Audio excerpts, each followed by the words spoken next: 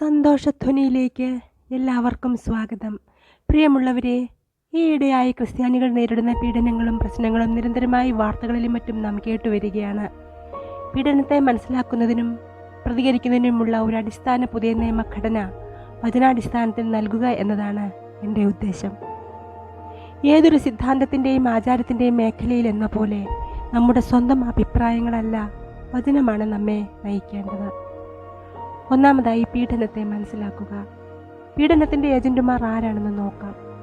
ഗവൺമെൻറ്റുകൾ, മതനേതാക്കൾ, അവിശ്വാസികളായ കുടുംബാംഗങ്ങൾ എന്നിങ്ങനെ വിവിധ ഗ്രൂപ്പുകളിൽ നിന്നും പീഡനം പ്രതീക്ഷിക്കാൻ പുതിയ നിയമം ക്രിസ്ത്യാനികളെ പഠിപ്പിക്കുന്നു.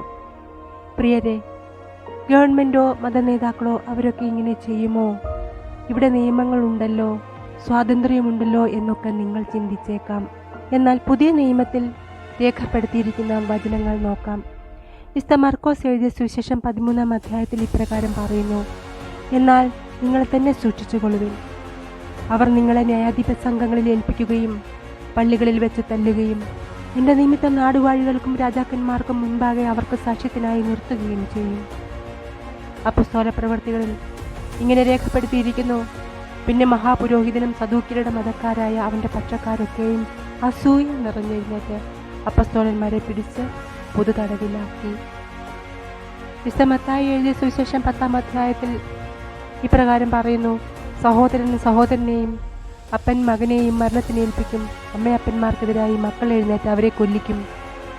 ശ്രദ്ധിക്കുക, ഇങ്ങനെ വിവിധ ഗ്രൂപ്പുകളിൽ നിന്ന് പീഡനം പ്രതീക്ഷിക്കാൻ പുതിയ നിയമം ക്രിസ്ത്യാനികളെ പഠിപ്പിക്കുന്നു. അവിശ്വാസികളുടെ മനഃപൂർവ്വമായ മത്സരത്തിൽ ദൈവത്തോടുള്ള സാധാന്യമായ എതിർപ്പ് ദൃശ്യമാകുന്നു. ക്രിസ്തുവുമായുള്ള നമ്മുടെ ബന്ധം കാരണം ലോകം നമ്മെ എതിർക്കുമ്പോഴാണ് പീഡനം സംഭവിക്കുന്നത്. അതിനാൽ ലോകം നിങ്ങളെ വെറുക്കുന്നുവെങ്കിൽ അത്ഭുതപ്പെടരുത് എന്ന് തിരുവെഴുത്ത് നമ്മെ ഉപദേശിക്കുന്നു. കാരണം ക്രിസ്തുയേശുവിൽ ഭക്തിയോടെ ജീവിപ്പാൻ മനസ്സുള്ളവർക്കെല്ലാം ഉപദ്രവം ഉണ്ടാകുമെന്ന് പറഞ്ഞിരിക്കുന്നു. രണ്ടാമതായി പീഡനത്തെക്കുറിച്ചുള്ള ധാരണയാണ്. പീഡനത്തിനുള്ള പ്രേരണകൾ എന്തൊക്കെയാണെന്ന് നോക്കാം. പുതിയ നിയമത്തിൻ്റെ എഴുത്തുകാർ പീഡനത്തിന് കുറഞ്ഞത് 5 കാരണങ്ങളെങ്കിലും നൽകുന്നു. അസൂയ, അത്യാഗ്രഹം, ഭയം, വെറുപ്പ്, ബോധ്യം. ഈ ഉദ്ദേശങ്ങളിൽ ഒന്നോ അതിലധികമോ കാരണങ്ങളാൽ ലോകം വിശ്വാസികളെ പീഡിപ്പിച്ചേക്കാം. ഈ ഭാഗമൊന്ന് ഞാൻ വായിക്കാം. പിന്നെ മഹാപുരോഹിതനും സദൂക്യരുടെ മതക്കാരായ അവൻ്റെ പക്ഷക്കാരൊക്കെയും അസൂയ നിറഞ്ഞെഴുന്നേറ്റ് അപ്പസ്തോലന്മാരെ പിടിച്ച് പൊതു തടവിലാക്കി. നോക്കുക, അസൂയ നിറഞ്ഞെഴുന്നേറ്റു എന്ന് പറഞ്ഞിരിക്കുന്നു. അടുത്തതായി അത്യാഗ്രഹം. ആ കാലത്ത് ഈ മാർഗത്തെ ചൊല്ലി വലിയ കലഹമുണ്ടായി. വെള്ളി കൊണ്ട് അർത്തമീസ് ദേവിയുടെ ക്ഷേത്രരൂപങ്ങളെ തീർക്കുന്ന ദെമെത്രിയോസ് എന്ന തട്ടാൻ തൊഴിൽക്കാർക്ക് വളരെ ലാഭം വരുത്തി വന്നു. അവൻ അവരെയും ആ വകയിൽ ഉൾപ്പെട്ട വേലക്കാരെയും കൂട്ടിവരുത്തി. പുരുഷന്മാരെ, നമ്മുടെ സമ്പാദ്യം ഈ തൊഴിൽ കൊണ്ടാകുന്നു എന്ന് നിങ്ങൾക്ക് ബോധ്യമല്ലോ. എന്നാൽ ഈ പൗലോസ് എന്നവൻ കയ്യാൽ തീർത്തത് ദേവന്മാർ അല്ല എന്ന് പറഞ്ഞുകൊണ്ട് എഫേസോസിൽ മാത്രമല്ല മിക്കവാറും ആസിയയിലൊക്കെയും വളരെ ജനങ്ങളെ സമ്മതിപ്പിച്ചു മറിച്ചു കളഞ്ഞു എന്ന് നിങ്ങൾ കണ്ടും കേട്ടും ഇരിക്കുന്നുവല്ലോ. അതിനാൽ നമ്മുടെ ഈ കാര്യം ആക്ഷേപത്തിലാകുവാൻ അടുത്തിരിക്കുന്നതുമല്ലാതെ അർത്തമീസ് മഹാദേവിയുടെ ക്ഷേത്രം ഏതുമില്ല എന്ന് വരികയും ആസിയ മുഴുവൻ ഭൂതലവും ഭജിച്ചു പോരുന്നവളുടെ മാഹാത്മ്യം ഒടുങ്ങിപ്പോകുകയും ചെയ്യും എന്ന് പറഞ്ഞു. അവർ ഇതു കേട്ട് ക്രോധം നിറഞ്ഞവരായി. അടുത്തതായി ഭയം. ഹെരോദ രാജാവിൻ്റെ കാലത്ത് യേശു യഹൂദയിലെ ബെത്ലഹേമിൽ ജനിച്ച ശേഷം കിഴക്ക് നിന്ന് വിദ്വാൻമാർ യെരുശലേമിലെത്തി. യഹൂദന്മാരുടെ രാജാവായി പിറന്നവനെവിടെ? ഞങ്ങൾ അവൻ്റെ നക്ഷത്രം കിഴക്ക് കണ്ട് അവനെ നമസ്കരിപ്പാൻ വന്നിരിക്കുന്നു എന്ന് പറഞ്ഞു. ഹെരോദ രാജാവ് അത് കേട്ടിട്ട് അവനും യെരുശലേം ഒക്കെയും ഭ്രമിച്ചു. അടുത്തതായി വെറുപ്പ്. 1 യോഹന്നാൻ 3-ാം അധ്യായം അതിൻ്റെ 12-ാം വാക്യത്തിൽ ഇപ്രകാരം രേഖപ്പെടുത്തിയിരിക്കുന്നു: നിങ്ങൾ ആദ്യം മുതൽ കേട്ട ദൂത് നാം അന്യോന്യം സ്നേഹിക്കണമെന്നല്ലോ ആകുന്നു. കായീൻ ഇഷ്ടലിൽ നിന്നുള്ളവനായി സഹോദരനെ കൊന്നതുപോലെയല്ല. അവനെ കൊല്ലുവാൻ സംഗതി എന്ത്? തൻ്റെ പ്രവൃത്തി ദോഷവും സഹോദരൻ്റേത് നീതിയുള്ളതാകൊണ്ടത്രേ. അടുത്തതായി അപ്പസ്തോല പ്രവൃത്തികൾ 7-ാം അധ്യായം അതിൻ്റെ 54 മുതലുള്ള വാക്യങ്ങൾ. ഇതു കേട്ടപ്പോൾ അവർ കോപപരവശരായി അവൻ്റെ നേരെ പല്ലുകടിച്ചു. അവനോ പരിശുദ്ധാത്മാവ് നിറഞ്ഞവനായി സ്വർഗത്തിലേക്ക് ഉറ്റുനോക്കി ദൈവമഹത്വവും ദൈവത്തിൻ്റെ വലതുഭാഗത്ത് യേശു നിൽക്കുന്നതും കണ്ടു. ഇതാ, സ്വർഗം തുറന്നിരിക്കുന്നതും മനുഷ്യപുത്രൻ ദൈവത്തിൻ്റെ വലതുഭാഗത്ത് നിൽക്കുന്നതും ഞാൻ കാണുന്നു എന്ന് പറഞ്ഞു. അവർ ഉറക്കെ നിലവിളിച്ചു. ചെവി പൊത്തിക്കൊണ്ട് ഒന്നിച്ച് അവൻ്റെ നേരെ പാഞ്ഞു ചെന്നു. അവനെ നഗരത്തിൽ നിന്ന് തള്ളി പുറത്താക്കി കല്ലെറിഞ്ഞു. സാക്ഷികൾ തങ്ങളുടെ വസ്ത്രം ശൗൽ എന്നു പേരുള്ള ഒരു ബാല്യക്കാരൻ്റെ കാൽക്കൽ വെച്ചു. കർത്താവായ യേശുവേ, എൻ്റെ ആത്മാവിനെ കൈക്കൊള്ളണമേ എന്ന് സ്തെഫാനോസ് വിളിച്ചപേക്ഷിക്കയിൽ അവർ അവനെ കല്ലെറിഞ്ഞു.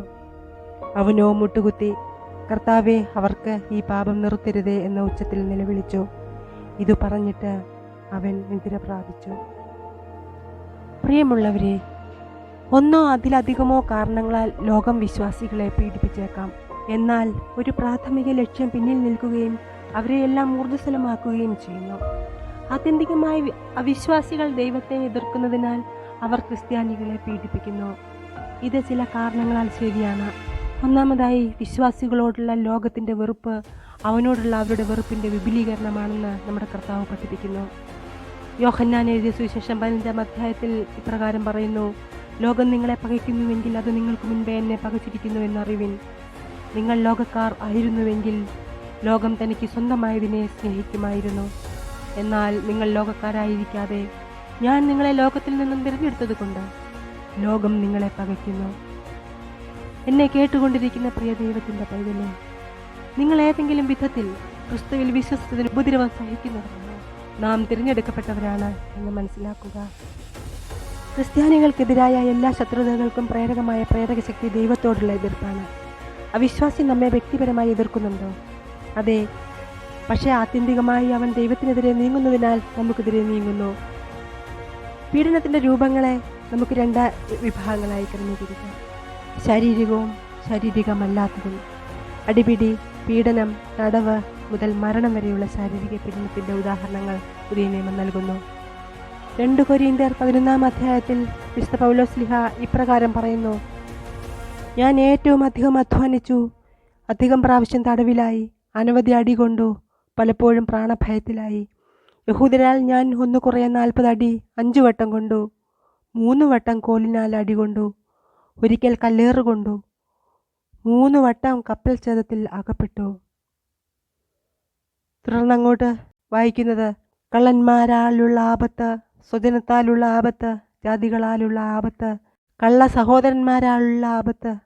ഇങ്ങനെ പലവിധമായിരിക്കുന്ന പീഡനങ്ങൾ അനുഭവിച്ചതായി വിശുദ്ധ പൗലോസ്ലീഹ രേഖപ്പെടുത്തിയിരിക്കുന്നു. പലപ്പോഴും നമ്മൾ പീഡനത്തെ ശാരീരിക പീഡനം എന്ന് വിശേഷിപ്പിക്കാറുണ്ട്. ശാരീരികമല്ലാത്ത പീഡനത്തെ പൊതുവെ പ്രാധാന്യം കൊടുക്കാറില്ല. പുതിയ നിയമ തെളിവുകൾ ഈ 2 തലങ്ങളിലുള്ള വ്യവസ്ഥയെ അനുവദിക്കുന്നില്ല. ശാരീരികമല്ലാത്ത പീഡനമാണ് യഥാർത്ഥ പീഡനം. വാസ്തവത്തിൽ പുതിയ നിയമത്തിലെ പ്രധാന ശ്രദ്ധാകേന്ദ്രം അതാണ്. ശാരീരികമല്ലാത്ത പീഡനത്തിൻ്റെ നിരവധി ഉദാഹരണങ്ങൾ അതിൽ നിന്ന, പരിഹാസം, വഞ്ചന, ഭീഷണികൾ, ദൂഷണം, ബഹിഷ്കരണം എന്നിവ ഉൾപ്പെടുന്നു. ശാരീരികമല്ലാത്ത പീഡനത്തിൻ്റെ മൂല്യം കുറയ്ക്കുന്നതിൻ്റെ അപകടങ്ങൾ എന്തൊക്കെയാണ്? 1. തിരുവെഴുത്തുകളെ നാം തെറ്റിദ്ധരിക്കും. ശാരീരികവും ശാരീരികമല്ലാത്തതുമായ പീഡനങ്ങളെക്കുറിച്ച് തിരുവെഴുത്ത് സംസാരിക്കുന്നു. പക്ഷേ അത് ഭൗതികമല്ലാത്തതിലേക്ക് ഊന്നൽ നൽകുന്നു. ക്രിസ്തു പോലും പ്രധാനമായും ശാരീരികമല്ലാത്ത പീഡനങ്ങൾ അനുഭവിച്ചു. ജീവിതത്തിൻ്റെ അവസാന മണിക്കൂറുകളിൽ ക്രിസ്തു ശാരീരിക പീഡനവും അനുഭവിച്ചു.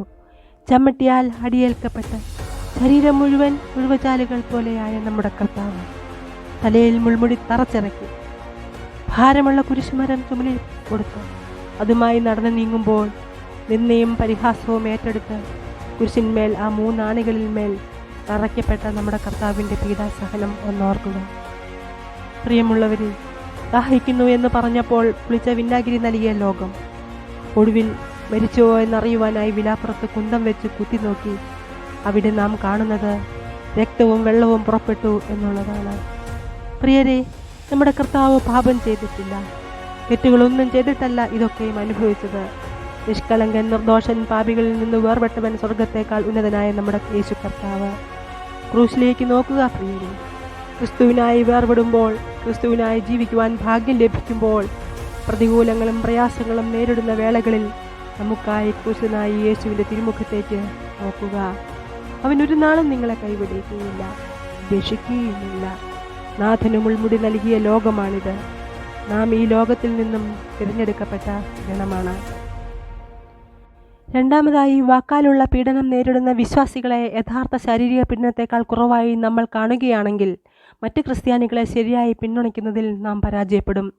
ശാരീരികമല്ലാത്ത പീഡനം നേരിടുന്ന വിശ്വാസികളെ പരിശുദ്ധാത്മാവ് തള്ളിക്കളയുന്നില്ലെങ്കിൽ നാമും അങ്ങനെ ചെയ്യരുത്.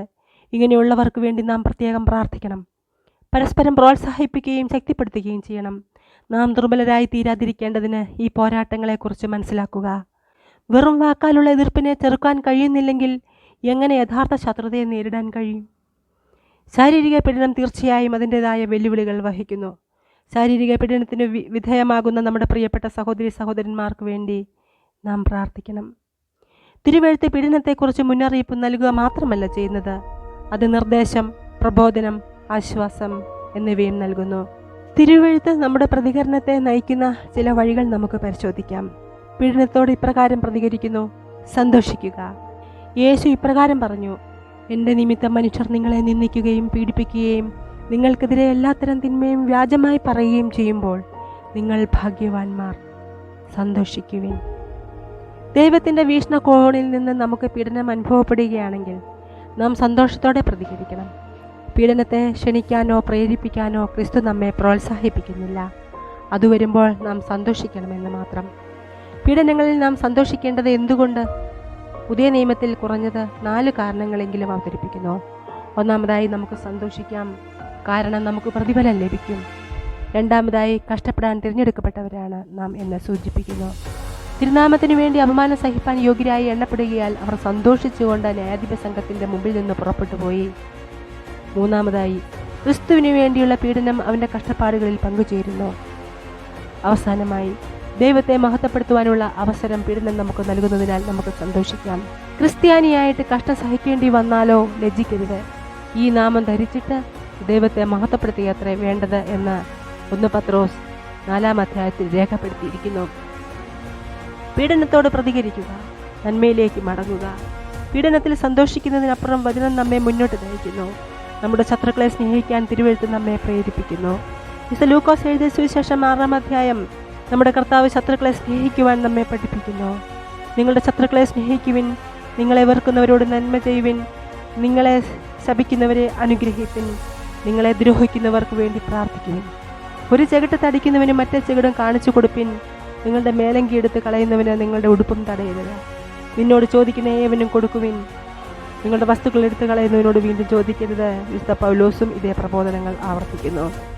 അതുകൊണ്ട് നിങ്ങളുടെ ശത്രുവിന് വിശക്കുന്നുവെങ്കിൽ അവന് ഭക്ഷണം കൊടുക്കുക, അവന് ദാഹിക്കുന്നുവെങ്കിൽ കുടിക്കുവാൻ കൊടുക്കുക. അങ്ങനെ നിങ്ങൾ ചെയ്യുമ്പോൾ അവൻ്റെ തലയിൽ തീകനൽ കുന്നിക്കും. തിന്മയോട് തോൽക്കരുത്, നന്മയാൽ തിന്മയെ ജയിക്കുക. പ്രിയമുള്ളവരെ, നിങ്ങളെ തന്നെ ദൈവത്തിൽ ഭരമേൽപ്പിക്കുക. ദൈവമില്ലാത്തൊരു ലോകത്ത് നിങ്ങൾക്ക് കഷ്ടപ്പാടിൽ സന്തോഷിക്കുവാനോ നിങ്ങളോട് തെറ്റ് ചെയ്തവർക്ക് നന്മ തിരികെ നൽകുവാനോ കഴിയുകയില്ല. എന്നാൽ നല്ലവനും ജ്ഞാനിയും നീതിമാനുമായ ഒരു പരമാധികാരിയുള്ളതിനാൽ നിങ്ങൾക്ക് പീഡനത്തിൽ അവനെ വിശ്വസിക്കാം. ദൈവത്തിൽ നിങ്ങളെ തന്നെ ഭരമേൽപ്പിക്കുന്നത് ദൈവത്തിൻ്റെ സ്വഭാവത്തിൻ്റെ പ്രത്യേകത എടുത്തു കാണിക്കുന്നു. ദൈവത്തിൻ്റെ നീതി. പ്രതികാരം ചെയ്യാനും നീതി നടപ്പിലാക്കാനുമുള്ള തൻ്റെ കഴിവിനെ ദൈവം നിരന്തരം ഓർമ്മിപ്പിക്കുന്നതിൽ അതിശയിക്കാനില്ല. തൻ്റെ ശുശ്രൂഷയിലുടനീളം നേരിട്ട പരീക്ഷണങ്ങളെക്കുറിച്ച് ചിന്തിക്കുമ്പോൾ വിശുദ്ധ പൗലോസ് ദൈവത്തിൻ്റെ നീതിയെ അടയാളപ്പെടുത്തുന്നു. നീതിയുടെ ഒരു കിരീടം എനിക്കായി വെച്ചിരിക്കുന്നു, നീതിമാനായ ന്യായാധിപനായ കർത്താവ് ആ ദിവസം എനിക്ക് നൽകും എന്ന് പറഞ്ഞിരിക്കുന്നു. നീതിമാനായ ന്യായാധിപനെ വിശ്വസിച്ചതിനാൽ യേശുക്രിസ്തു പീഡനം സഹിച്ചു. വിശുദ്ധ പത്രോസ് വിശദീകരിക്കുന്നു: ക്രിസ്തുവും നമുക്ക് വേണ്ടി കഷ്ടം അനുഭവിച്ചു. നിങ്ങൾ അവൻ്റെ കാൽച്ചുവടുകൾ പിന്തുടരുവാൻ ഒരു മാതൃക വെച്ചു പോയി. നീതിയോടെ വിധിക്കുന്നവന് തന്നെത്താൻ ഭരമേൽപ്പിച്ചു. നീതിമാനായ ന്യായാധിപൻ എന്ന നിലയിൽ ദൈവം നമ്മുടെ വിശ്വാസത്തെ ഊട്ടിയുറപ്പിക്കുന്നു. ഈ വിശ്വാസം അസ്ഥാനത്തല്ല. ഇനി പീഡകരോട് ദൈവം എങ്ങനെ പ്രതികരിക്കുന്നു? തിരുവെഴുത്ത് 3 ഉത്തരങ്ങൾ നൽകുന്നു. ഒന്നാമതായി, ദൈവത്തിന് പീഡകരെ മഹത്വപൂർവ്വം രൂപാന്തരപ്പെടുത്തുവാൻ കഴിയും. അങ്ങനെ നമുക്കിങ്ങനെ പറയാൻ കഴിയും: പണ്ട് നമ്മെ ഉപദ്രവിച്ചവൻ ഇപ്പോൾ വിശ്വാസത്തെ പ്രസംഗിക്കുന്നു. അപ്പോസ്തലപ്രവൃത്തിയിൽ 12-ാം അധ്യായത്തിൽ ഹെരോദേവിനെ പോലെ വിശ്വാസികളെ പീഡിപ്പിക്കുന്നവരെ ഉടനടി വിധിക്കാനും ദൈവത്തിന് കഴിയും. അവസാനമായി, ദൈവത്തിൻ്റെ പൂർണ്ണ നീതിയെ വൈകിപ്പിക്കാനും കഴിയും. പലപ്പോഴും നമ്മെ ആശയക്കുഴപ്പത്തിലാക്കുന്ന കാര്യം, ദൈവത്തിൻ്റെ നീതി ഉടനടി അല്ലെങ്കിൽ അത് നീതിയുക്തമാകുമോ? വൈകിയ നീതിയുടെ മുന്നിൽ വിശ്വാസത്താൽ നിറഞ്ഞ പ്രാർത്ഥനയെ പ്രോത്സാഹിപ്പിക്കുന്നതിനായി ലൂക്കോസ് 18 അധ്യായത്തിൽ ക്രിസ്തു ഒരു ഉപമ പങ്കിടുന്നു. ന്യായവിധിയിലെ കാലതാമസം അനീതിയോ സ്നേഹശൂന്യമോ അല്ലെന്ന് പഠിപ്പിക്കാൻ ഈ ഉപമ ഉപയോഗിക്കുന്നു. ദൈവം തൻ്റെ സ്വന്തം തിരഞ്ഞെടുക്കപ്പെട്ടവരോട് പ്രതികാരം ചെയ്യും. പക്ഷേ എന്തിനാണ് വൈകുന്നത്? ദൈവത്തിൻ്റെ കാലതാമസത്തെ അനിശ്ചിതത്വത്തിന് കാരണമാകുന്നുവെന്ന് നമുക്ക് പറയാൻ കഴിയില്ല. അവൻ വേഗത്തിൽ അവർക്ക് വേണ്ടി പ്രതികാരം ചെയ്യും എന്ന് ഞാൻ നിങ്ങളോട് പറയുന്നു. നാം അഭിമുഖീകരിക്കേണ്ട ചോദ്യം ദൈവം നീതിമാനായിരിക്കുമോ എന്നതല്ല, മറിച്ച് നമ്മൾ വിശ്വസിച്ചു കൊണ്ടിരിക്കുമോ എന്നതാണ്. ക്രിസ്തു അവശേഷിപ്പിക്കുന്ന ചോദ്യം ഇതാണ്: മനുഷ്യപുത്രൻ വരുമ്പോൾ അവൻ ഭൂമിയിൽ വിശ്വാസം കണ്ടെത്തുമോ? അവൻ്റെ നീതി വൈകുമ്പോൾ നാം ഇപ്പോഴും വിശ്വസിക്കുമോ? നീതിമാനായ ന്യായാധിപനെ നാം എപ്പോഴും വിശ്വസിക്കുമോ? യേശുവിനെ നോക്കുക. എബ്രായ ലേഖനം 12 അധ്യായം. നമ്മൾ ഒറ്റയ്ക്കല്ല. കാരണം നമ്മൾ നമ്മുടെ ഓട്ടം ഓടുന്നത് സാക്ഷികളുടെ ഒരു വലിയ സമൂഹത്താൽ ചുറ്റപ്പെട്ടാണ്. അവരെല്ലാം എങ്ങനെ സഹിച്ചു? പീഡനത്തിലൂടെ എങ്ങനെ വിശ്വസിച്ചു? പീഡനത്തെ മനസ്സിലാക്കുകയും എങ്ങനെ പ്രതികരിക്കണമെന്നറിയുകയും ചെയ്താൽ മാത്രം പോരാ, ദൃഢനിശ്ചയമുണ്ടായിരിക്കണം. നിങ്ങളുടെ ഉള്ളിൽ ക്ഷീണിച്ചു മടുക്കാതിരിപ്പാൻ പാപികളാൽ തനിക്ക് നേരിട്ട കഷ്ടം, വിരോധം സഹിച്ചവനെ ധ്യാനിച്ചുകൊള്ളുവിൻ. കർത്താവായ യേശു ക്രിസ്തുവിനെ മാത്രം നോക്കുക. നമുക്കെങ്ങനെ ക്ഷമയോടെ ഓടിക്കൊണ്ടിരിക്കാൻ കഴിയും? യേശുവിനെ നോക്കി മാത്രം. അവനെ സ്നേഹിക്കുകയും ആരാധിക്കുകയും ചെയ്യാം. അവൻ്റെ വിശ്വസ്തതയിൽ നമുക്ക് ആശ്വാസം കണ്ടെത്താം. യേശുവിൻ്റെ സഹിഷ്ണുതയിൽ നമുക്ക് നമ്മുടെ ശക്തി കണ്ടെത്താം. അവൻ്റെ പ്രവൃത്തിയിൽ നമുക്ക് നമ്മുടെ വിശ്രമം കണ്ടെത്താം. ശ്രദ്ധിക്കുക, ദൈവം നമുക്ക് വേണ്ടി ഏറ്റവും നല്ലതൊന്ന് മുൻകരുതിയിരുന്നു. ക്രിസ്തുവിലുള്ള നിങ്ങൾക്ക് സമാധാനം ഉണ്ടാകട്ടെ.